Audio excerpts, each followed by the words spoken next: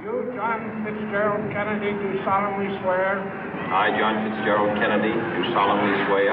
That you will faithfully execute the office of President of the United States. That I will faithfully execute the office of President of the United States.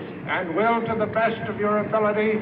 And will, to the best of my ability. Preserve, protect, and defend the Constitution of the United States. Preserve, protect, and defend the Constitution of the United States. So help you God. So help me God.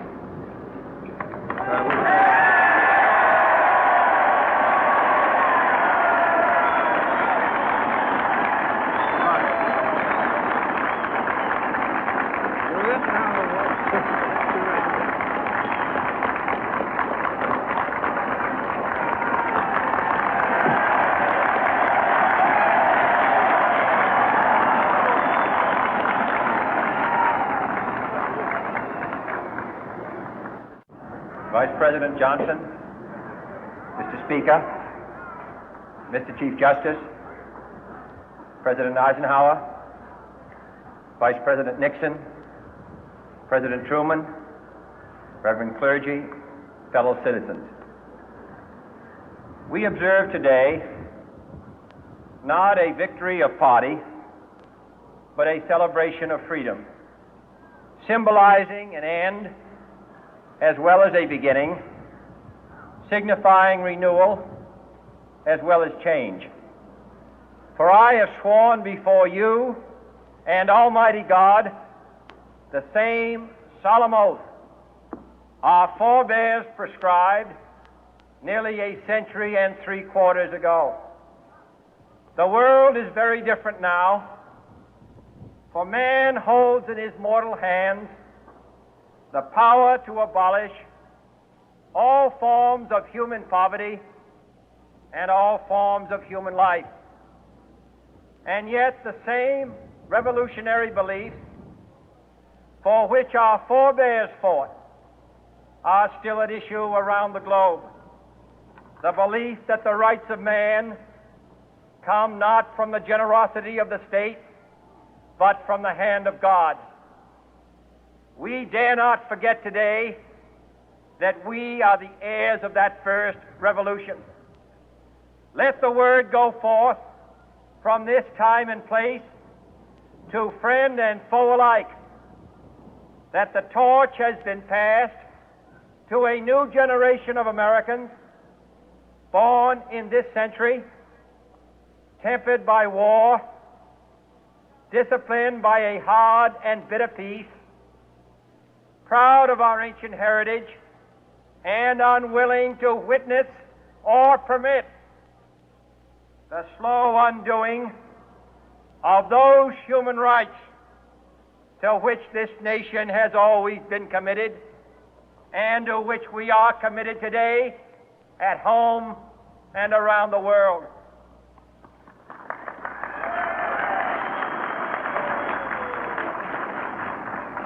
Let every nation know, whether it wishes us well or ill, that we shall pay any price, bear any burden, meet any hardship, support any friend, oppose any foe to assure the survival and the success of liberty.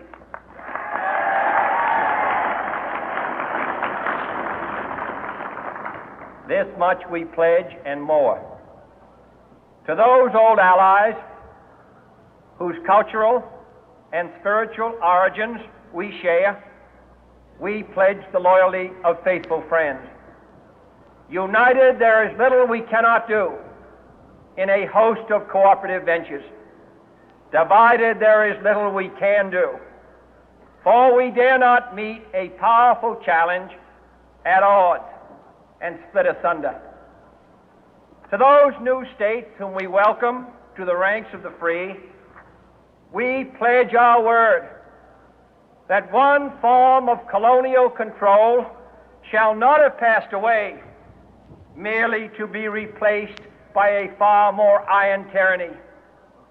We shall not always expect to find them supporting our view, but we shall always hope to find them strongly supporting their own freedom, and to remember that in the past, those who foolishly sought power by riding the back of the tiger ended up inside.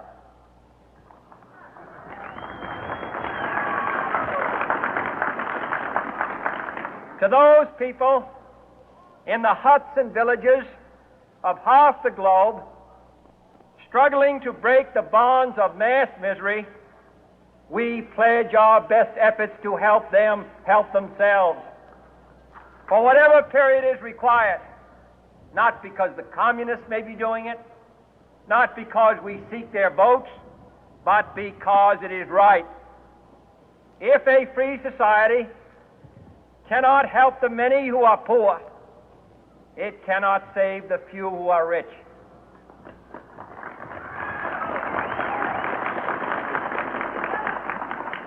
To our sister republics south of our border, we offer a special pledge to convert our good words into good deeds, in a new alliance for progress, to assist free men and free governments in casting off the chains of poverty. But this peaceful revolution of hope cannot become the prey of hostile powers. Let all our neighbors know that we shall join with them to oppose aggression or subversion anywhere in the Americas. And let every other power know that this hemisphere intends to remain the master of its own house.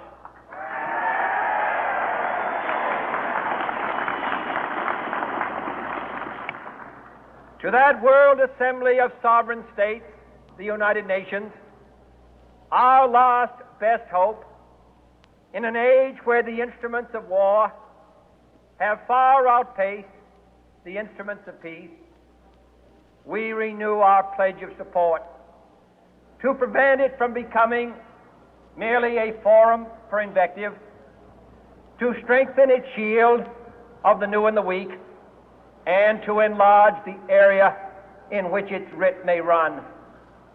Finally, to those nations who would make themselves our adversary, we offer not a pledge, but a request that both sides begin anew the quest for peace.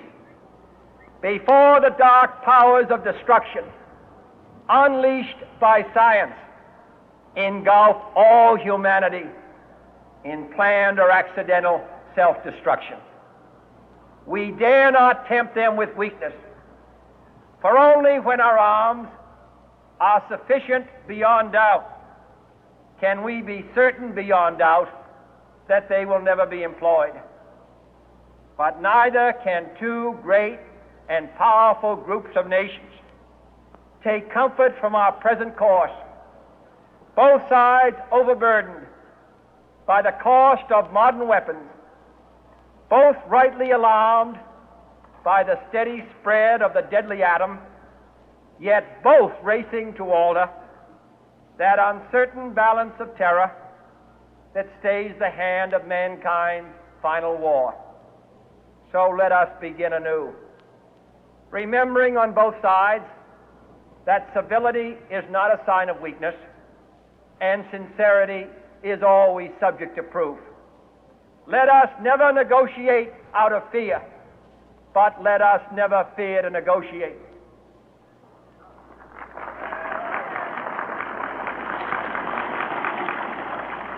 Let both sides explore what problems unite us, instead of belaboring those problems which divide us. Let both sides, for the first time, formulate serious and precise proposals for the inspection and control of arms, and bring the absolute power to destroy other nations under the absolute control of all nations.